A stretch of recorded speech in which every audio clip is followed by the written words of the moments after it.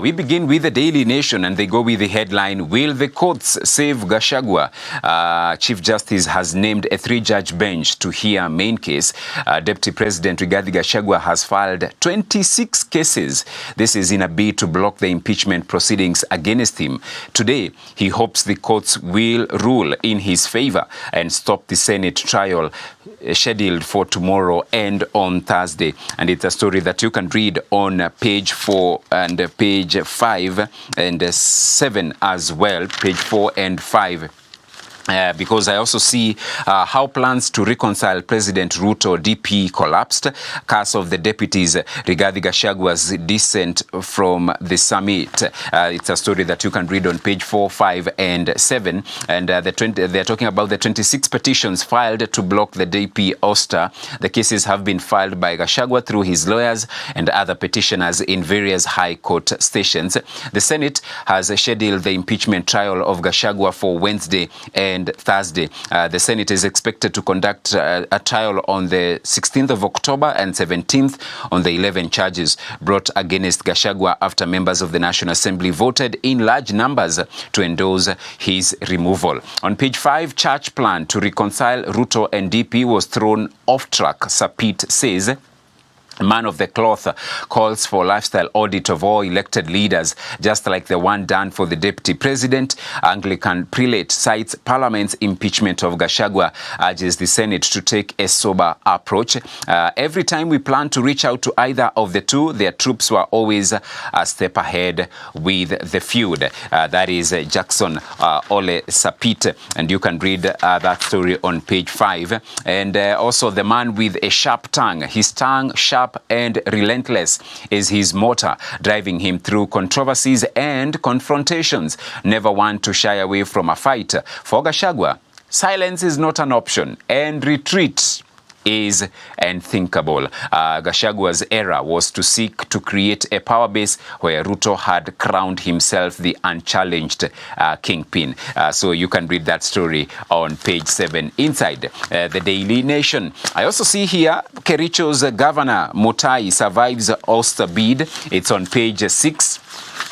So he survived the impeachment. 34 against the 10 senators voted to uphold preliminary objection to avert governor trial. Lawyer told Senate to terminate proceedings for failure by MCAs to meet threshold. So he has survived. So we wait and see now that he is off the hook. I also see counties stare at a cash crisis. This is covered on the back page of the Daily Nation. A National Assembly committee has rejected a Senate proposal to give the 47 devolved units 400 billion shillings as shareable revenue. So counties might be staring at a cash crunch after a National Assembly committee rejected the Senate's amendment to the Division of Revenue Bill 2024 to allocate 400 billion as shareable revenue to the 47 devolved units. So both houses to appoint members of a mediation committee to agree on a version of the bill within 30 days. Still on the back page of the Nation, MPs question illegal 6.7 billion shillings civil servants medical scheme. So MPs have questioned the legality of the government's extension of the 6.7 billion comprehensive medical insurance cover for civil servants, saying it violates the Social Health Insurance Act. That is the SHE Act. The MPs concerned are hinged on the October 9th, 2024 letter by Public Service Principal Secretary Amos Gadesha announcing the extension of the cover to November 21st this year, and later have it rolled out as a managed fund outside the SHE Act. All right, read that as well on the back page. I also see Kulei accused of grabbing 14 billion shillings land. It's on page 10. And then page 3, is it page 3? It's page, actually, yes, it's on page 3. It's a reprieve as petrol price drops by 8 shillings. So pump prices have dropped to the lowest level in 19 months to reflect lower import costs. So fuel prices dropped dropped to the lowest level in close to 2 years. Pump prices have dropped to the lowest level in 19 months, reflecting lower import costs in a move likely to further ease pressure on falling inflation. Super petrol prices have fallen by the largest margin of 8 shillings and 18 cents a litre since May 2020 to 180 shillings and 66 cents in Nairobi, while diesel and kerosene prices have dropped by 3 shillings and 54 cents and 6 shillings and 93 cents respectively. That's according to the pump prices announced by EPRA yesterday. So fuel prices have a big effect on inflation, which relies heavily on diesel for transport, power generation and agriculture, while kerosene is used in many households for cooking and lighting. So some good news there, and we welcome the drop in pump prices. NCIC survey shows youth don't trust Ruto and other politicians. Commission calls on the media to help bridge the trust gap between the Gen Zs and older generations. Kenya Editors Guild urges Commission to take action on hate speech on social media. So Kenyan youth do not trust President William Ruto's government and the entire political leadership due to corruption, broken promises and poor service delivery. That's according to a new survey by the National Cohesion and Integration Commission, NCIC. Further, bad governance resulting in deterioration of ethical standards in the public service, degradation of Kenya's social fabric, intergenerational tensions characterized by ageism and resistance to youth participation and structural inequalities pose a serious threat to peace, it noted. So according to the NCAC chair, Rev. Samuel Kobia, the youth struggle with a government caught up in a crisis of confidence plagued by corruption, inefficiency and broken promises. Read that on page 3. On page 2, Kenya records a first Mpox death as new cases hit 13.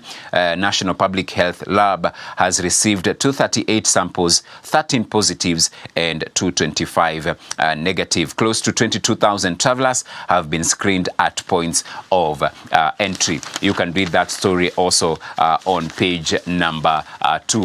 When we go to the DN2 powering SME pullout, he smelled the coffee. His original idea was to roast and sell Kenyan coffee and roasted coffee beans to other restaurants and hotels. Today, he runs a cafe.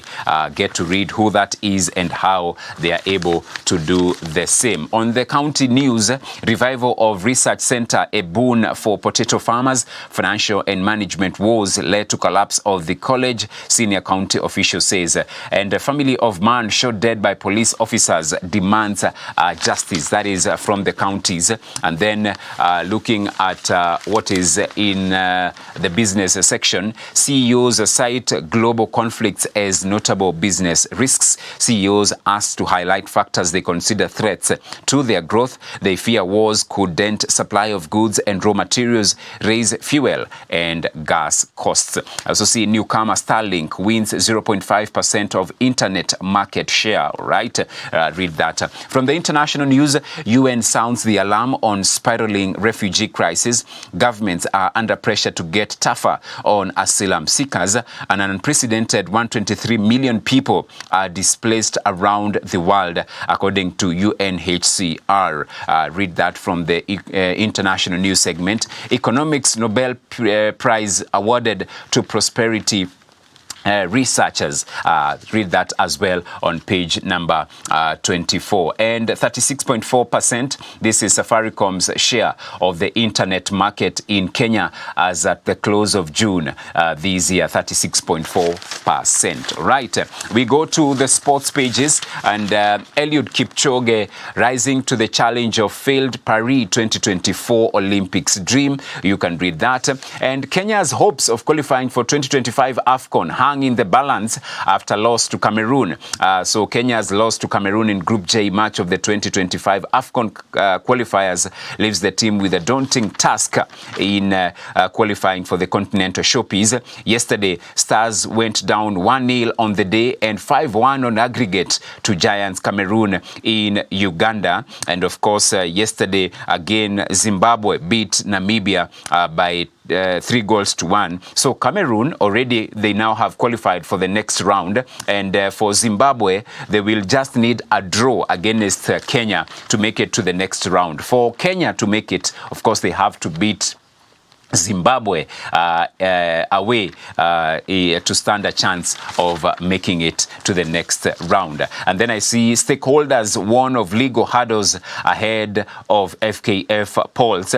Major concerns including lack of impartiality of electoral board remain unresolved. And then here there was a spin in the FKF elections. Petra Mwendwa team up for third term bid in office. That is outgoing FKF President Nick Mwendwa and Vice President Doris Petra insist they qualified to seek re-election, and they will emerge winners during the national elections slated for December 7th. So you can read that on the sports pages.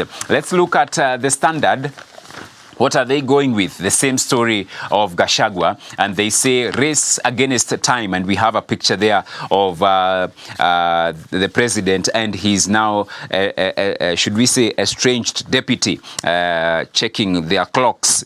They are saying race against time, and they say deputy president is a man under siege, and with each clock chime, the news tightens with options running out. His replacement is imminent, even as he stares at a life out of public office. Is he negotiating a way out? Are the courts going to put asunder what the politicians have crafted?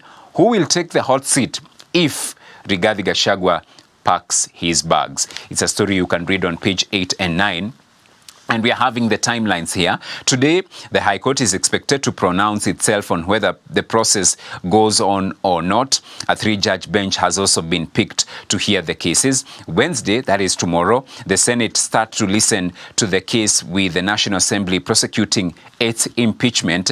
And then on Thursday, Gachagua will defend himself and a vote will take place thereafter. President Ruto will consider a replacement should his deputy be sent home. Read that on page 8 and 9. Error that saw Kericho governor walk free. Governor's defense told Senate the 2/3 threshold had not been met when the assembly impeached him. A fact senators agreed with, ending the process of impeachment. It's on page 4. And also I see Ruto advisor at the center of Adani saga. According to court papers, the president's economic advisor, David Ndii, was copied the PIP used by the company last year. It's on page 5. And banks explain why they have cut lending. The banking sector is tightening its grip on deposits, opting to hold on to its piles of cash rather than extend loans to small businesses, according to a recent CBK survey.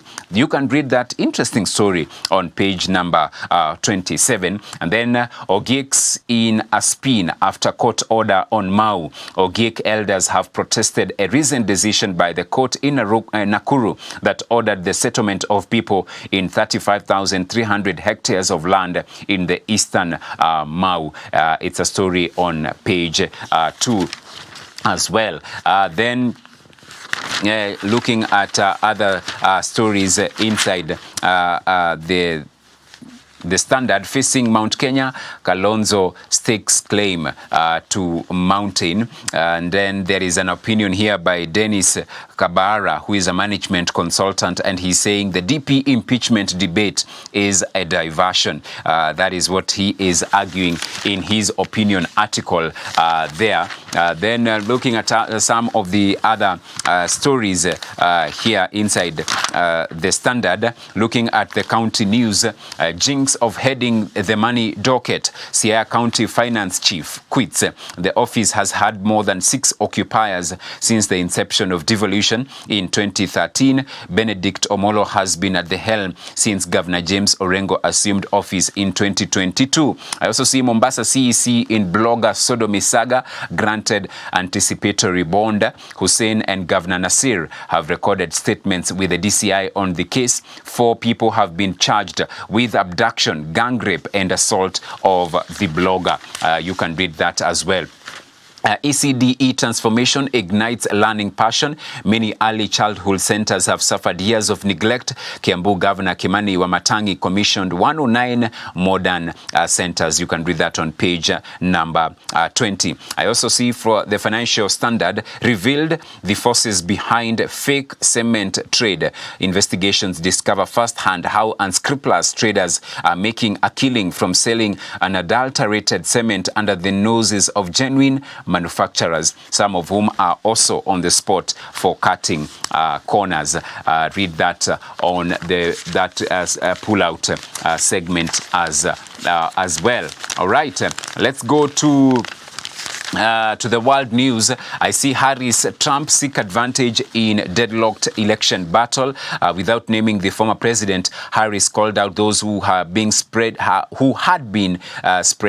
disinformation. Trump has focused on the issue of migration, saying he would hire 10,000 U.S. border guards if elected. And then we go to the sports pages. Stats and shoes behind Chemngetitch's world record. Looking back at how Ruth destroyed the field on her way to stardom, Chemngetich has won 3 of the past 4 Chicago marathons. You can read the stats behind her victory. I also see AFCON blow for Stars. Second loss too bitter for Kenya to swallow.